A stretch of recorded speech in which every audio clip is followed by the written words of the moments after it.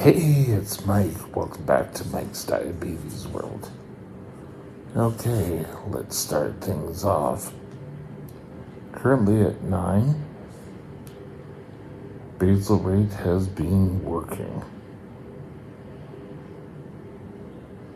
The blue lines indicate that that is a correction value. So it's trying to keep me within the range. It pretty well has done that overnight, even though the night I wasn't so baseline. I'm up, I'm down. But I wasn't down here. I was up more. Okay, as you can see, I'm fully calibrated, so we're ready to start the day. Currently, we're at 84%. 13% is above 10, which isn't good. 3% below. I broke this down last time of how much time. 7.8 blood sugar is starting to sneak up there. Time and range is still holding at 84. Can we do better? Oh yeah. I have an appointment with my diabetic nurse today, so we'll discuss things.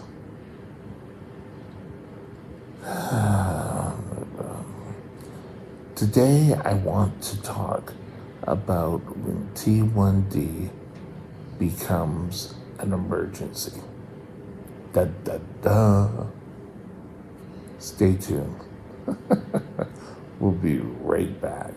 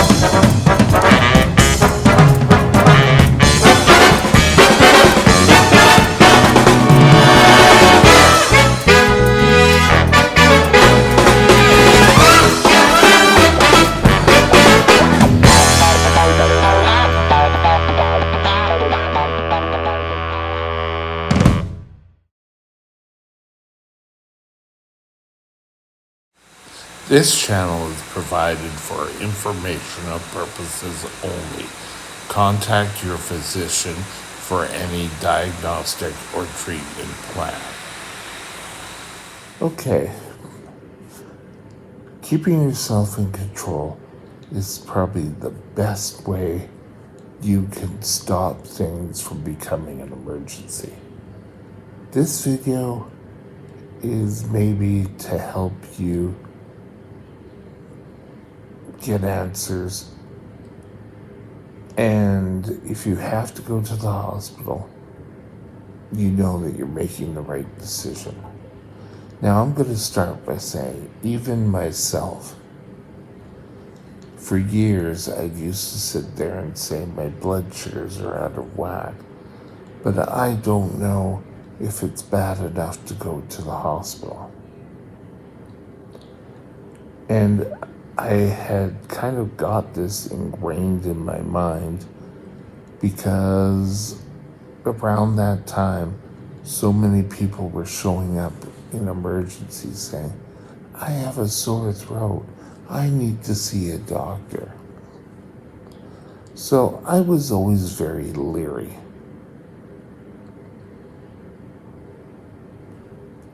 So before we get into taking a look at when diabetes is an emergency, this little device here, hanging from my wrist, I have that one. I have this one. And I also have a watch. When I go out, I wear my watch. All of these are medic alert, so that if I'm unconscious, for whatever reason, somebody can get help and the paramedics know what they're dealing with. An emergency can happen at any time. I had to go get food for my cat. I took my service dog with me, and we headed off to the grocery store. That's sort of all I really remember.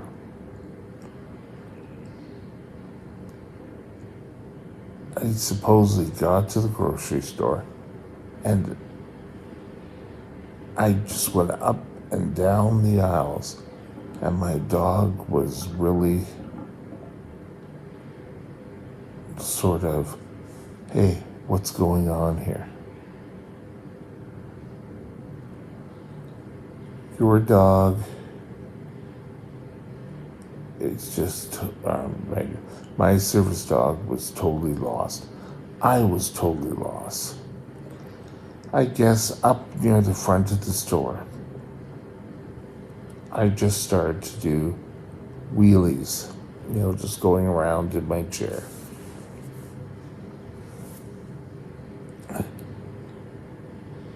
The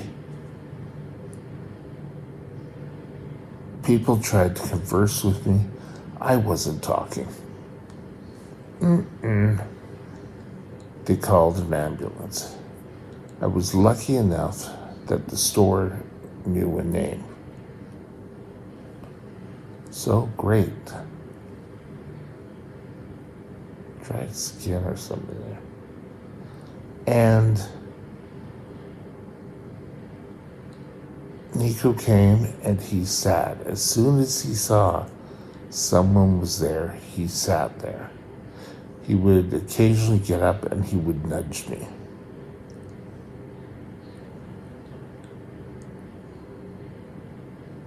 The paramedics were fine. They woke me up with the sugar and they transported me to the hospital. Another time, I went to this same store, was heading home. I remember getting through the turnstile, and I went and I stopped, and I guess I fell asleep. The ambulance was called. Now, part of my labile diabetes is that I could drop blood sugar wise anywhere. So things were happening quite a bit. I hate to say it, I've seen the interior of an ambulance. When I start to come up, I was so out of it. Even it took a while for blood sugars to come up. They took me into a stretcher, and they took me to the hospital. They brought my chair and Nico, another ambulance driver, took it in a taxi, and they brought him to the hospital. By that time, I was coming open, and I was lying in the bed, and I kept not feeling 100%, but Nico, who was my service dog, started barking. And the emergency room nurse, head nurse at the time, was, oh, well, he has to go.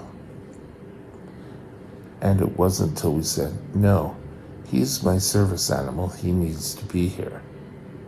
Nico was fine as soon as we let him onto my bed. And it was sort of like he could smell and know I was fine.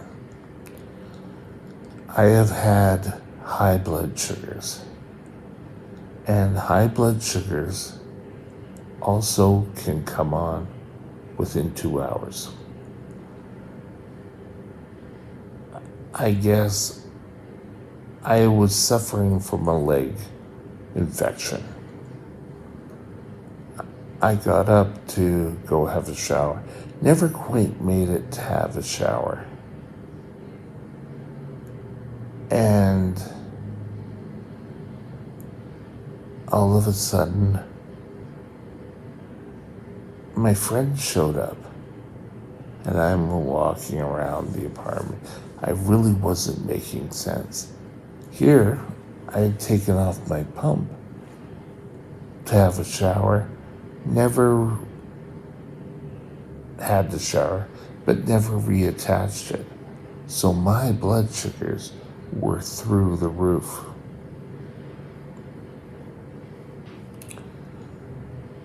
I ended up in emergency, and it was a lot of people racing around me to get me to emergency. And I was sick. I was a lot sicker than I let on. And I can remember my friend saying, we've called an ambulance. And I kept going, no, I'll be fine, I'll be fine. Sometimes you need other people to step in.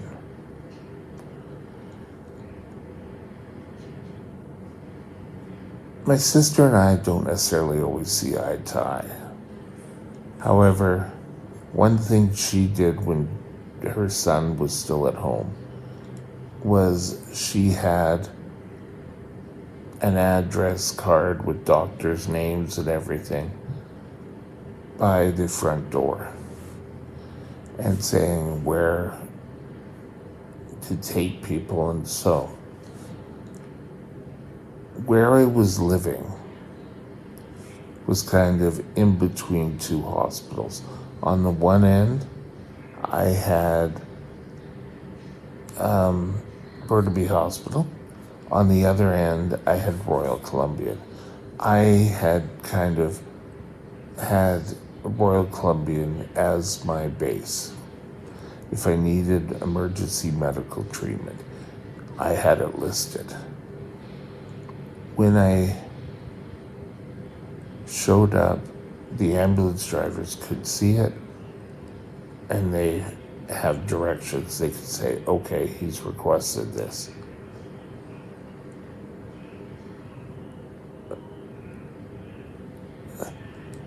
I guess it's kind of a system they have. Well, he lives in Burnaby, he has to go to Burnaby Hospital. Well, it's not always suitable for me to get back home after. At least with Royal, there was also a SkyTrain. But if you have a medical emergency tied in with your diabetes, know when to ask for help. We're always proud, and I think with me, the thinking is, oh, someone's going to be upset with me. I'm lucky that I had contacts that knew of my condition and knew what I wanted. But if you're at home and you're, I don't know, a new town, you don't have contacts, you need to learn and to be able to grow. Always have people to back you up, number one. Number two, have plans set up. Where you want to go, what you want to have happen. Number three, if you called or someone else called and the ambulance and the paramedics are there, let them do their job. Us get stubborn sometimes. One of the biggest things is if I go low and then come back out, I could physically punch. And I punched a paramedic before. I had the chance to apologize, but you need to know how you respond to coming out of. And for me, things don't always make sense. It takes a while. I do not suggest you do this whatsoever. I was having quite a few lows. I would end up in the hospital, and once you're there, they may run a few tests, but they're just observing. So I kind of stopped saying, I don't want to go. I had friends check me. One would stay or they would call and usually I was fine after that. I just needed kind of the push up. The worst kind of emergency I had, well, not worse in severity, but I was low. I couldn't do anything. My mind was thinking, saying, oh, I've got to go do this, but I couldn't go do that. I couldn't really speak. This was before I had I've fallen and I can't get up button. I pushed that and it went to 911 emergency here. Did I press down? No, I did not press. I pressed operator and it was BC operator. And I kept, she initiated 911. And they came and they got me, saved me. I had made a mess, but they cleaned me up, they took me in. And I think I stayed a week after that. But if you have your pendant, if you live alone and you're a T1D and I'm showing this, but it was another piece I had around my neck and I pressed it, it would go into the emergency outlet.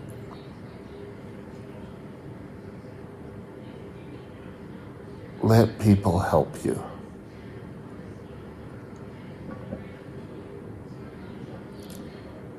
The one time I had to go into the hospital, I just